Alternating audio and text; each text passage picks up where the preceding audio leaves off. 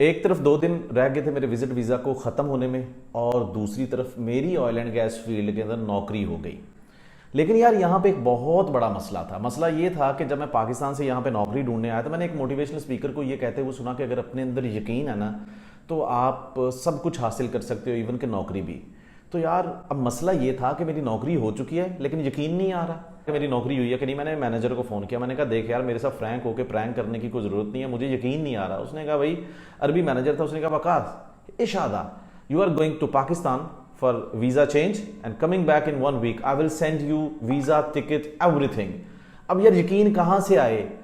पाकिस्तान के अंदर नौकरी चाहिए तो एजेंट, मेडिकल के पैसे, वीजे के पैसे, पता नहीं कौन कौन सी इंश्योरेंस की फीस और क्या, मतलब तो कैसे यकीन आता? कसूर मेरा भी। और इस कंपनी में तो सब कुछ फ्री करके दे रहे थे, शायद इसलिए यकीन नहीं आ रहा था। जैसे ही मुझे ऑफर लेटर मिला ना तो कंपनी के मैनेजर की इंस्ट्रक्शन के मुताबिक अब मुझे पाकिस्तान जाना था। मैंने पैकिंग शुरू की और एयरपोर्ट पहुंच गया। अब जैसे पाकिस्तान आया ना तो यार पाकिस्तान एयरपोर्ट के ऊपर मेरी पता कैसी फीलिंग थी, मैं आपको बताता हूँ।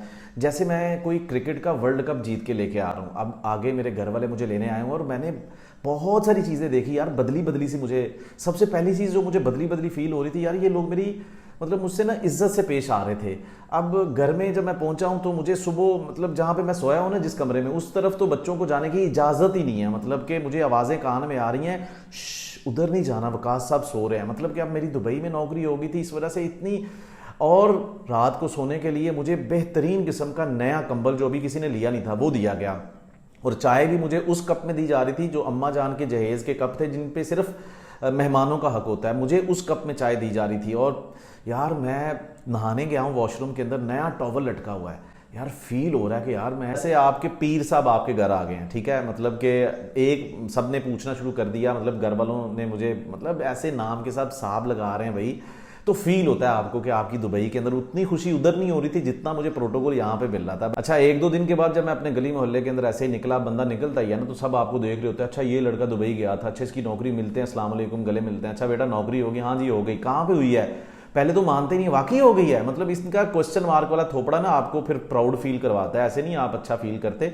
तो पहले तो यकीन ही नहीं कर रहे थे, ना कर, मैं नहीं मानता। लेकिन जब मैंने कहा नहीं मेरी नौकरी हो गई। अब यार कुछ लोगों को तो आपको अपना ऑफर लेटर भी दिखाना पड़ता है ऊपर उंगली रख के ना, सैलरी वाली जगह पे। ऐसा भी हुआ मेरे साथ।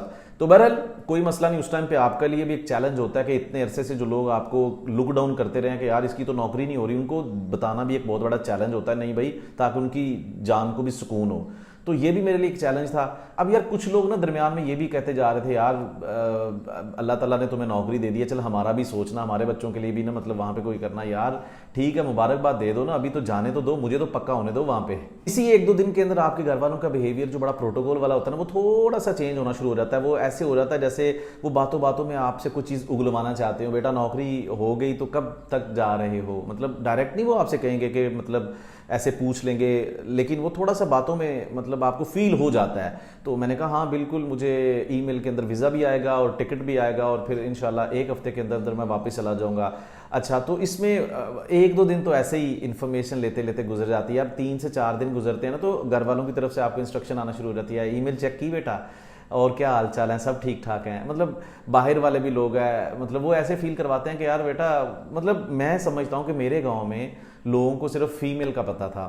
मेरे विजिट वीज़ा पे जब मैं वापस आया तो फिर ईमेल का सबको पता चल गया। सब पूछ रहे हैं यार मुझे ईमेल आई कि नहीं।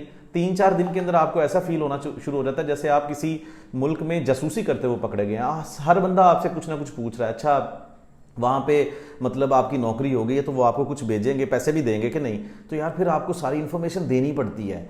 मैं ऐसे ही यार 1 हफ्ता गुजरा है तो आपके साथ ये सारे इतने बदीद और इतनी अजीब मतलब ऐसे आपको थ्रेट करते हैं, ईमेल नहीं आई यार। और कुछ लोग तो ये कह के भी आपके घर वालों को चले जाते हैं, हमारा फलां रिश्तेदार था वो भी ऐसे ही कहता था मुझे कंपनी भेजेगी ईमेल के अंदर वीज़ा, लेकिन उसके साथ भी फ्रॉड हो गया। और मेरे घर वाले मेरी तरफ ऐसे देखना शुरू हो जाते हैं। मैं खुद में मतलब परेशान हो गया हूँ। मैं मैनेजर को फ़ोन कर रहा हूँ, मतलब कि यार वो फ़ोन नहीं उठा रहा। फिर मुझे आगे से और प्रेशराइज किया जा रहा है कि मतलब यार तुम पता तो करो, फ्रॉड तो नहीं है, तुम विजिट वीज़ा पे गए थे, वापस आ गए हो, वहाँ पे वीज़ा लेना चाहिए था। और कुछ आपके इर्द गिर्द के लोग चाहे खुद कभी जिंदगी में जहाज में ना बैठे हो यार, लेकिन ये आपके घर वालों को ना जब 1 हफ्ता खत्म हुआ तो उन्होंने भाई शक में डाल दिया कि यार ईमेल से कैसे वीज़ा आएगा, वीज़ा तो बड़ा होता है, ईमेल तो छोटी सी होती है। मतलब पता इनको खुद कुछ नहीं है और अगले बंदे को शक में डाल दिया।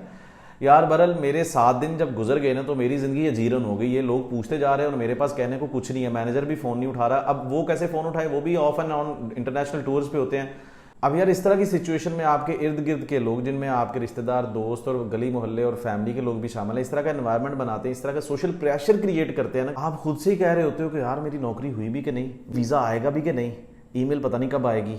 अब मैं सुबह शाम दोपहर दिन में 10-10 दफ़ा मैं ईमेल ही चेक कर रहा हूँ। मुझे तो ये डर था कि जीमेल वालों की मुझे कॉल ना आ जाए कि भाई जब वीज़ा आएगा ना हम आपको खुद ही बता देंगे या बंदा भेज देंगे।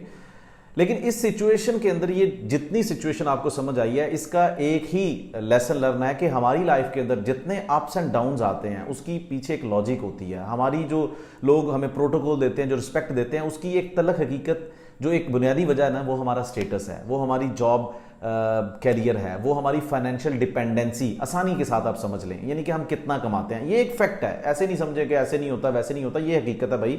अगर तो आप बेरोजगार हैं आपको कोई मुंह नहीं लगाएगा, लेकिन अगर आप अच्छी नौकरी है, अच्छा बिजनेस है, अच्छा लाइफस्टाइल है, तो सब आपको सर कहेंगे, भाई कहेंगे, हर कोई आपको अपना रिश्तेदार ही बताएगा, ये मेरा कजन है। ये आप दूर के भी रिश्तेदार होंगे तो आपको करीब का ही बताएगा।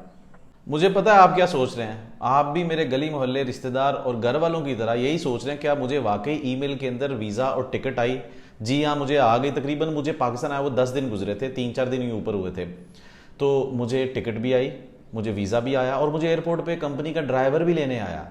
तो भाई इस विजिट वीज़ा से जो चीज़ मैंने सीखी ना, जो मुझे तकरीबन 2 साल के बाद समझ आई वहाँ पे नौकरी करते हुए भी और विजिट वीज़ा पे भी, कि मेरी इतनी ख्वारी क्यों हुई, वो मैं आपको इस वीडियो में बताने जा रहा हूँ। कि भाई आप अगर इस तरह के किसी कंट्री में विजिट पे जाते हो ना, आप बहुत कुछ रिस्क लेते हो, पैसों का रिस्क है, वहाँ पे जाके नौकरी ढूंढना, खज्जल खराबी, जो भी, मेहनत तो ज़रूरी है, लेकिन कुछ चीज़ें हैं जिन्होंने गलतियां की उनसे सीख सकते हैं। तो वो चीज़ ये है कि स्किल, मुझे 2 साल के बाद समझ आई कि यार इस कंट्री के अंदर अगर अच्छे लेवल पे नौकरी या जॉब कैरियर डेवलप करना है ना, तो मुझे किसी ना किसी जॉब कैरियर के अंदर, किसी फील्ड के अंदर स्किल सीखना होगा, क्योंकि आज का दौर ही ऐसा है। तो मैंने फिर 2 साल के बाद जब मुझे समझ आई कि यार यहाँ पे राज वही इंजीनियर करते हैं, अच्छी जॉब, अच्छा कैरियर, अच्छी फैसिलिटीज़, अच्छी सैलरी, ठीक है ना, जिनके पास स्किल्स हैं। तो स्किल सीखें, उससे आप अपने लिए बहुत ही बेहतरीन जॉब अपॉर्चुनिटीज़ डेवलप कर सकते हैं।